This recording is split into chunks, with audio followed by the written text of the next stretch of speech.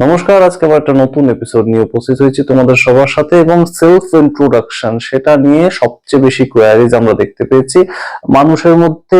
এই দ্বন্দ্বটা কোনো মতেই কাটছে না যে নিজেকে ইন্ট্রোডিউস করব কিভাবে, কোথায় ইন্ট্রোডিউস করতে হয় আমাদের সবচেয়ে বেশি বিভিন্ন জায়গাতে। এখন ইদানিং কলেজে যখন আমরা ইন্টারভিউতে দিয়ে যাই, তখন আমাদের সেলফ ইন্ট্রোডাকশনটা এতটাই কাজে লাগে যে আমি কে, কোথা থেকে এসেছি, আমার নিজের ভবিষ্যৎ সম্বন্ধে বিভিন্ন কিছু জানতে চায় কলেজের প্রফেসররা। ঠিক তেমন ভাবেই আমরা যখন চাকরি ক্ষেত্রে বিভিন্ন কাজের ক্ষেত্রে যাই, সেটা যে কোনো কাজ হতে পারে, যে কোনো পর্যায়ের যে কোনো কাজ হতে পারে, সেই ক্ষেত্রেও সেলফ ইন্ট্রোডাকশনটা খুব জরুরি একটা বিষয়। এবং সেই সেলফ ইন্ট্রোডাকশন বিষয়টাতে আমরা কি কি আনতে পারি এবং কোন কোন জিনিসগুলো একদম ম্যান্ডেটরি এবং কোন কোন জিনিসগুলো অতটা ম্যান্ডেটরি নয়, মানে অতটা গুরুত্বপূর্ণ নয়, কিন্তু সেগুলো থাকাটা খুব জরুরি।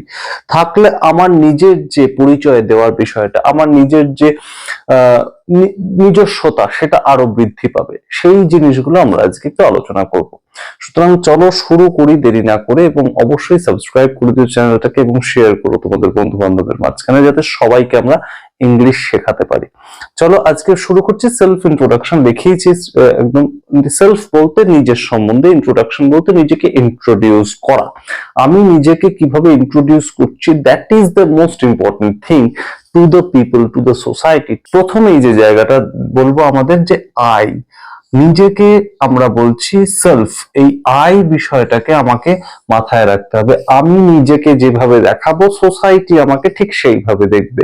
তো প্রথমেই আমার কনফিডেন্স, একদম সবার প্রথম যে জায়গাটা থেকে আমার পরিচয় শুরু হচ্ছে, সেটা হচ্ছে নেম, আমার নাম।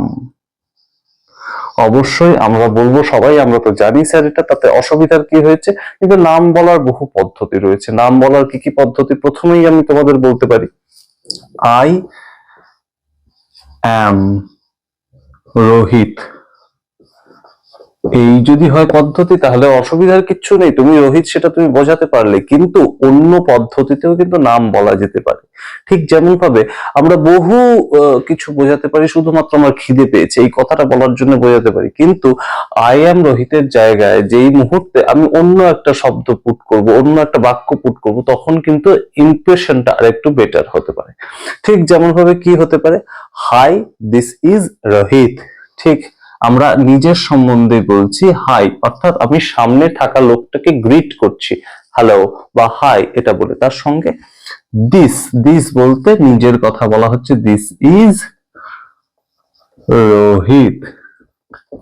দেন আমরা আর কি বলতে পারি, পরবর্তীতে আমরা বলতে পারি হ্যালো রোহিত দিস সাইড। সুতরাং এটা আরেকটু লেভেল আপ, আমরা বলতে পারি হ্যালো রোহিত দিস সাইড, মানে হচ্ছে আমরা টেবিলের এপারে আছি, এই সাইড থেকে রোহিত কথা বলছে আপনার সঙ্গে। সুতরাং বিভিন্ন পদ্ধতিতে আমরা বোঝাতে পারি যে আমি কে, সেটা সবার আগে আমার পরিচয়। এবং আই অ্যাম রোহিত এটা বলতেই আমরা মূলত অভ্যস্ত। তার জায়গায় আমি যদি এইটা না বলে এই দুটো কথার মধ্যে একটা আমরা চুজ করে নিই, তাহলেই দেখুন আপনার যে কনফিডেন্স লেভেল বা আপনার যে পরিচয় দেওয়ার পদ্ধতি, এটা আরো 10 জনের থেকে আপনাকে আলাদা করে দিল। এইভাবে বিভিন্ন কিছু কিন্তু আমরা শিখতে পারি, যেগুলো একটু লেভেলটা আপ করে, যেগুলো আপনাকে আর 10 জনের থেকে আলাদা করে। সেই জায়গাটা আমরা প্রথমেই শিখলাম। তার পরবর্তীতে কি আসছে, নামের পরবর্তীতেই চলে আসছে আমাদের এখানে আসার কারণটা কি, এখানে এসছে যে আমি পারপাসটা কি, আমি যে কলেজে ভর্তি হতে এসেছি না চাকরি খুঁজতে এসেছি, যে কি কারণে আমি এসেছি সেইটা। সুতরাং আমার নেক্সট হচ্ছে পারপাস।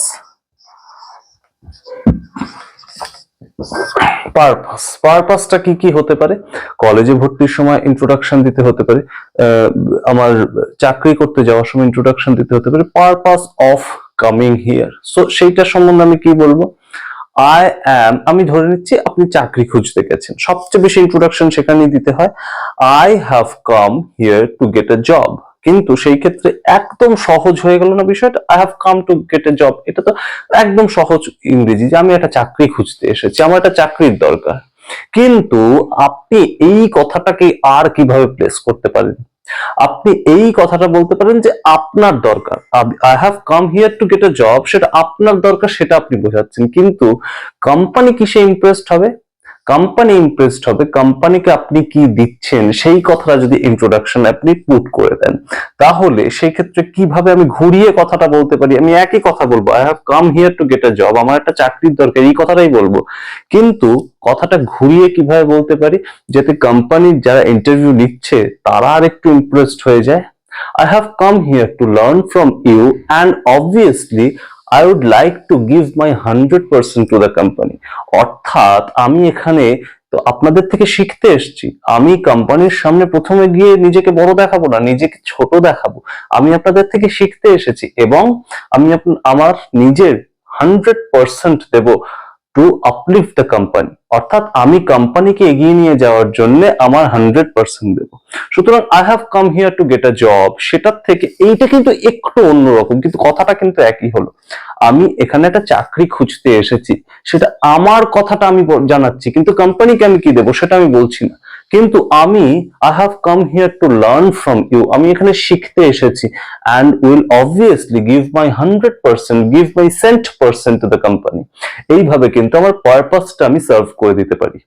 আর কলেজে যারা ইন্টারভিউ দিতে যাচ্ছ বা ইউনিভার্সিটিতে যারা উচ্চ শিক্ষার ক্ষেত্রে যাচ্ছ, তারা কি বলতে পারো সেই ক্ষেত্রে একটা খুব গুরুত্বপূর্ণ কথা, যে আমি এখানে পড়াশোনা করতে এসেছি, আমার এখানে ডিগ্রিটা দরকার, তার থেকেও বড় কথা আমি যদি এইভাবে বলি যে আমি ইনস্টিটিউশনকে সার্ভ করতে এসেছি, সেটা কিন্তু আরেকটু বেটার হয়। I have come here to serve the institution, serve the esteemed institution, সেটা যদি বলি আরেকটু বেটার হয় কিন্তু। অর্থাৎ নিজেকে সরিয়ে রাখা এবং ইনস্টিটিউশনকে সামনে রাখা, নিজেকে সরিয়ে রাখা, কর্মক্ষেত্রটাকে সামনে রাখা, এটা যদি করা যায় তাহলে কিন্তু সেলফ ইন্ট্রোডাকশনের অত্যন্ত গুরুত্বপূর্ণ একটা কাজ, সেটা আমরা খুব তাড়াতাড়ি এগিয়ে যেতে পারবো। যার জন্য আমি এইখানে সেলফ ইন্ট্রোডাকশন লিখেছি কিন্তু আইটাকে সরিয়ে রেখেছি, যেটা মূল জায়গাটা হচ্ছে যে আমি পিছনে থাকবো, আগে আমার ইনস্টিটিউশন থাকবে। এটা যদি সেলফ ইন্ট্রোডাকশনের ক্ষেত্রে তুমি বা আপনি নিজেকে এইভাবে ইন্ট্রোডিউস করতে পারেন, তাহলে কিন্তু অনেকটাই খেলা আপনার কোর্টে চলে এলো।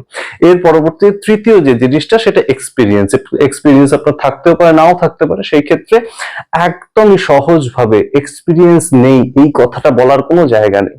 এক্সপিরিয়েন্স কর্মক্ষেত্রে না থাকতে পারে কিন্তু জীবনের ক্ষেত্রে তো আছেই, এবং সেই ক্ষেত্রে স্টুডেন্ট লাইফে অর্থাৎ ইউনিভার্সিটি বা কলেজের ক্ষেত্রে এক্সপিরিয়েন্স খুব একটা কাজে লাগে না। কিন্তু যখন আমরা যাচ্ছি হচ্ছে কাজ করতে, সেখানে একজন আনএক্সপিরিয়েন্সড লোককে একজন মানুষ হায়ার করবে বা কিছু মানুষ হায়ার করবে বা একটা কোম্পানি টাকা দিয়ে হায়ার করবে, তার থেকে তারা চায় একটু যাতে স্কিলড একটা মানুষ বা এক্সপিরিয়েন্স একটা মানুষ তাকে হায়ার করা যায়। তাহলে সেই ক্ষেত্রে নিজের যদি এক্সপিরিয়েন্স না থাকে, আই এম নট এক্সপিরিয়েন্সড, এটা বলার থেকে আমরা কি কি বলতে পারি, তাহলে সেই ক্ষেত্রে আপনার নিজের কি কি আছে অভিজ্ঞতা, সেগুলো সম্বন্ধে একটু ভাবুন। সেগুলো সম্বন্ধে ভাবতে গেলে আপনি ভাববেন যে আমি তো শুধু পড়াশোনা করেছি, পড়াশোনার একাডেমিক কোয়ালিফিকেশন ছাড়া আমার কিচ্ছু নেই।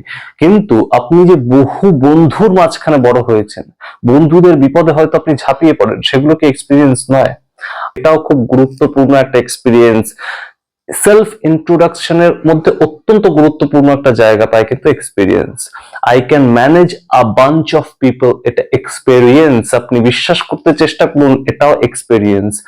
I can freely go around anywhere, এটা একটা এক্সপিরিয়েন্স। আমি যে কোনো জায়গায় মিশে যেতে পারি, এটা খুব বড় একটা গুণ আপনার মধ্যে, আপনি হয়তো জানেন না, এটাকে হয়তো পাত্তা দেন না। পাড়ার মোড়ে বসে যে আড্ডাটা মারেন, সেটা খুব কাজে লাগবে, কিংবা মা বা দিদির সঙ্গে সহজে যে কোনো বিষয় নিয়ে গল্পে মজে যেতে পারেন, সেটা খুব কাজে লাগবে আপনি যখন চাকরি করতে যাবেন। সেক্ষেত্রে I can dilute myself in any environment, অর্থাৎ যে কোনো মানুষ, যে কোনো পরিপ্রেক্ষিতে আমি নিজেকে ডাইলিউট করে দিতে পারি, নিজেকে কাজে লাগিয়ে ফেলতে পারি, নিজেকে খুলে দিতে পারি। I can free up myself in any environment, সেটাও কিন্তু আপনার এক্সপিরিয়েন্স, আপনার স্কিল। সুতরাং ভয় না পেয়ে সেলফ ইন্ট্রোডাকশনের জায়গাটা অত্যন্ত গুরুত্ব দিয়ে ভাবুন, নিজেকে সরিয়ে রেখে ইন্ট্রোডাকশন দিন, এবং ভাবুন যে কিভাবে আপনি নিজেকে প্রেজেন্ট করলে একজন খুব অ্যাট্রাকটিভ ভাবে আপনাকে গ্রহণ করবে। এবং confidence is the key to get anywhere a valuable position. Thank you, আজকে এইটুকুই। পরে আবার কোনো ভিডিওতে আসবো। আপনারা কি কি নিয়ে ভিডিও দেখতে চাইছেন অবশ্যই কমেন্ট বক্সে কমেন্ট করুন। অবশ্যই আমাদের ইংলিশ ইউটিউব চ্যানেলকে সাবস্ক্রাইব করে দিন। ধন্যবাদ।